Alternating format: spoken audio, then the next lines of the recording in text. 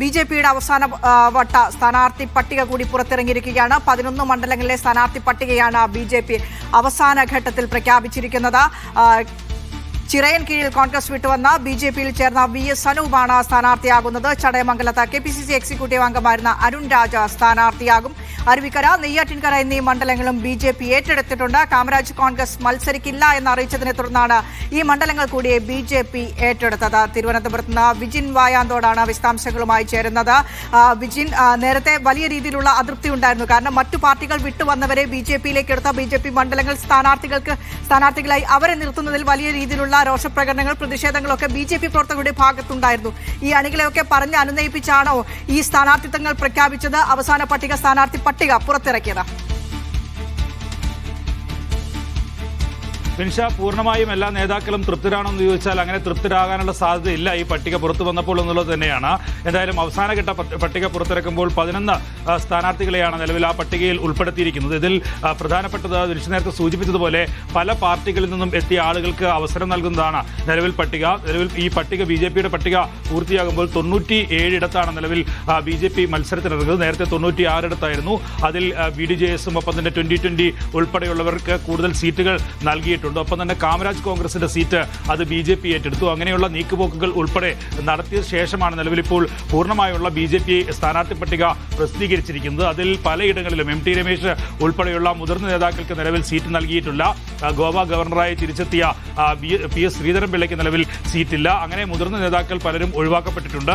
പ്രാദേശിക നേതാക്കൾ ഒഴിവാക്കപ്പെട്ടിട്ടുണ്ട്. ബി.ഡി.ജെ.എസിന് പുറമെ 2020 കൂടി ഇടതുപക്ഷ എൻ.ഡി.എയുടെ ഘടകകക്ഷി ആയ സാഹചര്യത്തിൽ അവർക്ക് കൂടുതൽ സീറ്റുകൾ നൽകിയിട്ടുണ്ട്. അങ്ങനെ ഉള്ള സീറ്റുകൾ കൂടി നൽകിയ സാഹചര്യത്തിലാണ് വലിയ തരത്തിലുള്ള അതൃപ്തിയും വിമർശനവും ഒക്കെ ഈ സ്ഥാനാർത്ഥി പട്ടികയുമായി ബന്ധപ്പെട്ട് ബി.ജെ.പിയിൽ നിലനിൽക്കുന്നത്. എന്തായാലും ഇന്ന് പുറത്ത് വിട്ട പട്ടിക പ്രകാരം ചിറയൻ കീഴിൽ മുമ്പ് യു.ഡി.എഫിന്റെ സ്ഥാനാർത്ഥിയായിരുന്ന കോൺഗ്രസ് വിട്ട ബി.ജെ.പിയിൽ കഴിഞ്ഞ ദിവസം ചേർന്ന വി.എസ്. അനൂപാണ് ചിറയൻ കീഴിൽ സ്ഥാനാർത്ഥി. 2021 അദ്ദേഹം അവിടെ യു.ഡി.എഫിന്റെ സ്ഥാനാർത്ഥിയായി മത്സരിച്ച ആളാണ്. ഒപ്പം തന്നെ ചടയമംഗലത്ത് അരുൺ രാജാണ് നിലവിൽ അവിടെ സ്ഥാനാർത്ഥി. അരുൺ രാജ് കെ.പി.സി.സി എക്സിക്യൂട്ടീവ് അംഗമായിരുന്നു. അദ്ദേഹം കഴിഞ്ഞ ദിവസമാണ് രാജീവ് ചന്ദ്രശേഖറിൽ നിന്ന് ബി.ജെ.പി അംഗത്വം സ്വീകരിച്ചത്. അങ്ങനെ കോൺഗ്രസിൽ നിന്ന് മാറിയെത്തിയ ആളുകൾ, ഒപ്പം തന്നെ ISGD നേതാവായിട്ടുള്ള ആളെയാണ് നിലവിൽ കോവളത്ത് ഇപ്പോൾ സ്ഥാനാർത്ഥിയാക്കിയിരിക്കുന്നത്. സുരേഷിനെ അവിടെ സ്ഥാനാർത്ഥിയായി പ്രഖ്യാപിച്ചിട്ടുണ്ട്.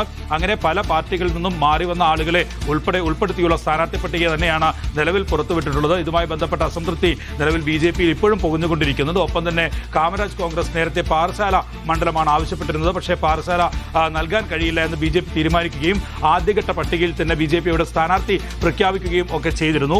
അതുകൊണ്ട് തന്നെ 5 ഇടങ്ങളിൽ മാറ്റിവെച്ചിരുന്ന കാമരാജ് കോൺഗ്രസിന്റെ സീറ്റ് അവരെ മത്സരിക്കേണ്ടതില്ല എന്ന തീരുമാനത്തിലേക്ക് എത്തി. കഴിഞ്ഞ ദിവസം ചേർന്ന കോർ കമ്മിറ്റി യോഗത്തിലായിരുന്നു അത്തരമൊരു തീരുമാനം കൈക്കൊണ്ടത്. അതിന്റെ ഭാഗമായി അവർ മാറി നിൽക്കുന്ന സാഹചര്യത്തിൽ ആ സീറ്റുകൾ അരുവിക്കരയും നെയ്യാറ്റിൻകരയും ഉൾപ്പെടെയുള്ള സീറ്റുകൾ നിലവിൽ ബി.ജെ.പി ഏറ്റെടുത്തിട്ടുണ്ട്.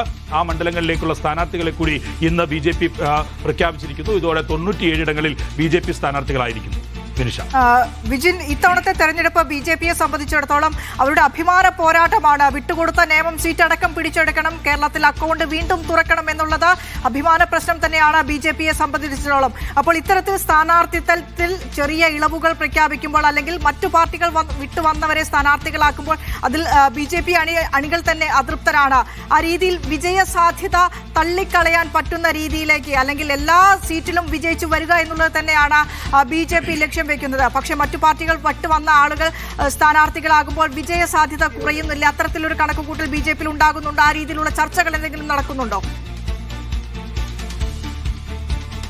സംസ്ഥാന നേതൃത്വം എന്തായാലും അത്തരത്തിലുള്ള വിമർശനങ്ങൾ, അതിർത്തികൾ ഒന്നും പരിഗണിക്കാതെയാണ് നിലവിൽ സ്ഥാനാർത്ഥികളെ നിർത്തിയിരിക്കുന്നത്. നമുക്ക് തെക്കേ അറ്റത്തു നിന്ന് എടുത്ത് നോക്കിയാൽ തന്നെ ഏറ്റവും പ്രധാനമായും മനസ്സിലാക്കാൻ കഴിയുന്നു, നേരത്തെ ആറന്മുള മണ്ഡലം അത് ബി.ഡി.ജെ.എസിനായിരുന്നു ബി.ജെ.പി നൽകിയത്. പക്ഷേ വലിയ വിമർശനം ഉയരുകയും എം ടി രമേശോ അല്ലെങ്കിൽ കുമ്മനം രാജശേഖരനോ അവിടെ സ്ഥാനാർത്ഥിയാകണമെന്ന പ്രാദേശിക വികാരം കൂടി കണക്കിലെടുത്താണ് ബി.ഡി.ജെ.എസ് അവസാനം ആ സീറ്റ് തിരിച്ചെടുക്കുകയും ഒപ്പം തന്നെ കുമ്മനം രാജശേഖരനെ അവിടെ സ്ഥാനാർത്ഥിയായി പ്രഖ്യാപിക്കേണ്ടി വരികയും ഒക്കെ ചെയ്തത്.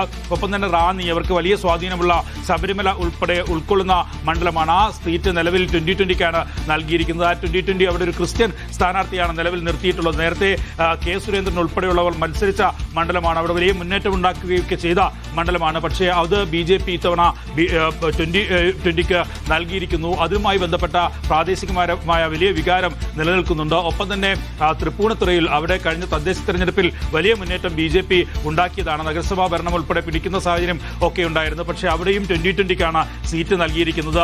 അതുകൊണ്ട് തന്നെ ആ സീറ്റ് പാർട്ടി ഏറ്റെടുക്കേണ്ടതായിരുന്നു എന്നുള്ള ശക്തമായ അഭിപ്രായം ഉൾപ്പെടെ ഉയർന്നിട്ടുണ്ട്. അങ്ങനെ പല മണ്ഡലങ്ങൾ, കൊടുങ്ങല്ലൂർ ഉൾപ്പെടെയുള്ള മണ്ഡലങ്ങളുണ്ട്. അവിടെയൊക്കെ ഇത്തരത്തിൽ BDJS-ന് വിട്ടു നൽകുകയും അല്ലെങ്കിൽ പ്രാദേശിക വികാരം കണക്കിലെടുക്കാതെയുള്ള സ്ഥാനാർത്ഥി നിർണ്ണയം ഉണ്ടാവുകയും ഒക്കെ ചെയ്ത സാഹചര്യത്തിലുള്ള അതൃപ്തി ഇപ്പോൾ നിലനിൽക്കുന്നുണ്ട്. എന്നാലും 97 സീറ്റിലേക്കുള്ള പൂർണ്ണമായ BJP പട്ടിക പുറത്തിറക്കിയിരിക്കുന്നു.